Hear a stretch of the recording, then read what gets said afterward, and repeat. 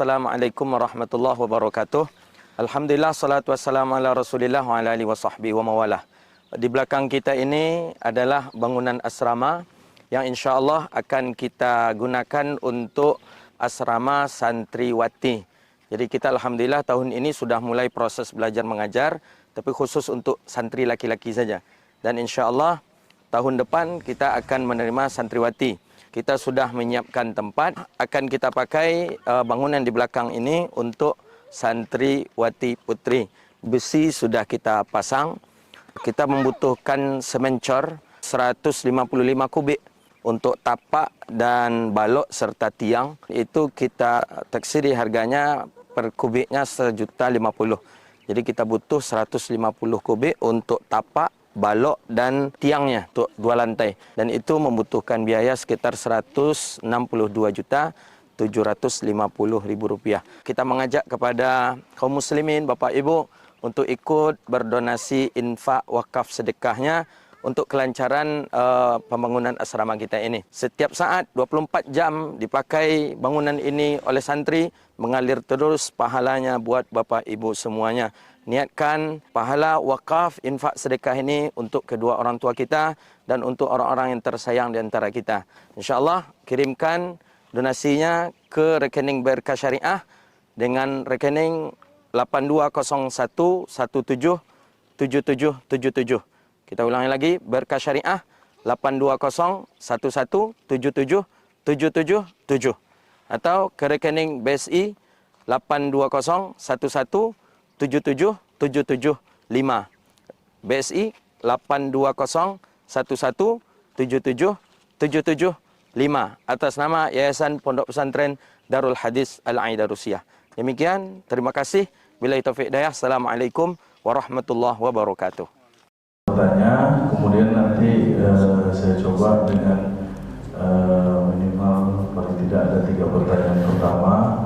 Juga kepada ibu-ibu yang mau bertanya, nanti kami silakan. Kemudian jika nanti pertanyaan, karena di sini rata-rata mungkin tidak suka bertanya, tapi alangkah ininya kalau seandainya lagi di sini kita tidak bertanya.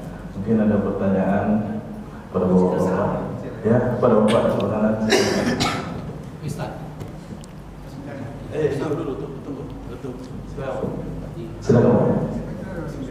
Assalamualaikum warahmatullahi wabarakatuh. Tadi Kiai uraikan tentang kemerdekaan. Inilah selama 2 tahun dan buat kemerdekaan kita NKRI dan dalam urai tadi bahwa kemerdekaan itu kita raih. Umumnya meraih kemerdekaan itu para ulama. Nanti dikaitkan ulama sekarang umumnya rata-ratanya dizalimi oleh penguasa sekarang. Al-Quran diturunkan untuk merubah akhlak manusia, salah satunya akhlak manusia. Kalau dihubungkan kezaliman dengan akhlak, artinya pemerintahan sekarang ini apakah tidak mendalami isi kandungan Al-Quran itu? Karena kalau dia mendalami, tentu akhlaknya tidak seperti ini.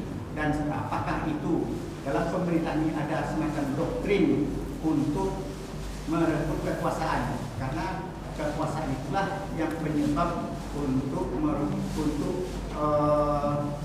meruntuhnya akhlak-akhlak yang dimiliki oleh para pemimpin.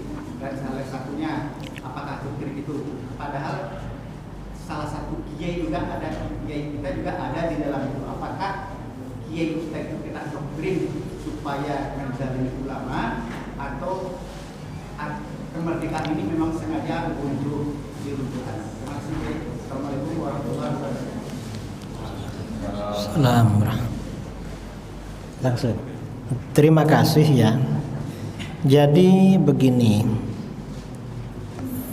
di pemerintahan sekarang ini didukung oleh beberapa partai politik. Ada partai nasionalis dan ada partai Islam. Yang partai Islam ini katakan PKB ya. kemudian PKS, lalu P3, apalagi PAN. Ada 4, tapi ini kalah suara dengan partai nasionalis.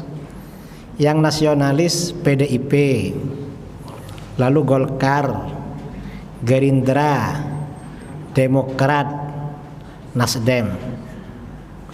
Jadi partai Islam ini memang sedikit di parlemen itu, dan ini yang mempengaruhi kebijakan pemerintah. Masalah ada ulama yang dizalimi, mungkin yang bersangkutan itu lawan politik dengan pemerintah. Ya mungkin menurut pemerintah bukan menzalimi, tapi menjaga keamanan. Menurut kelompok yang pro ulama ini dizalimi.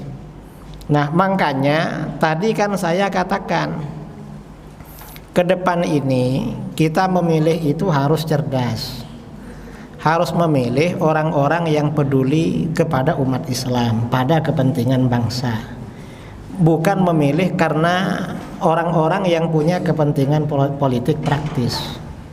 Agar seperti itu tidak ada ke depan. Ya kita gak tahu kan apa namanya, kalau terang-terangan bicara seperti ini ya suasana bikin panas. Jadi karenanya ke depan kita memilih yang bagus. Dan masyarakat kita, terutama masyarakat muslim, rata-rata memilih itu banyak yang memilih tidak Islami. Kok tidak Islami? Misalnya pilihan kepala desa, pilihan wali kota, bupati, gubernur, DPR. Itu kalau di Jawa, saya di sini nggak tahu. Di Jawa itu biasanya memilih itu karena dikasih uang.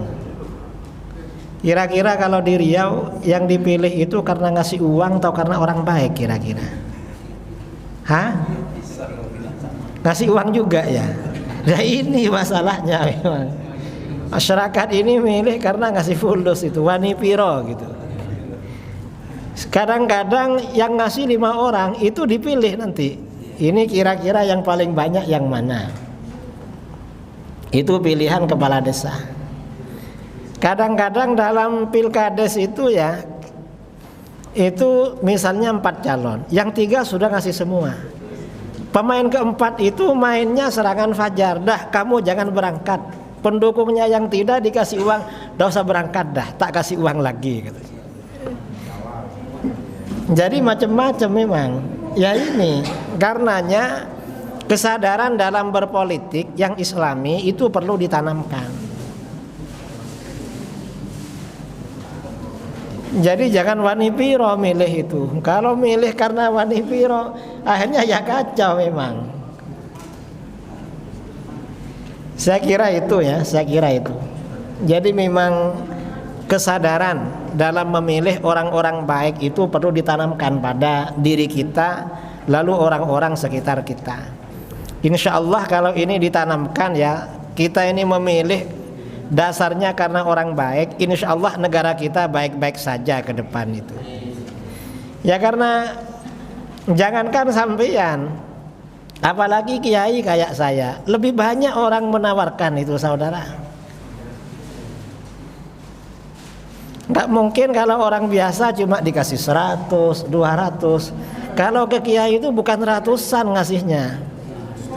Dan kadang cuma bilang, kenapa ngasih uang? Minta doa kiai katanya. Tapi ngasih gambar itu.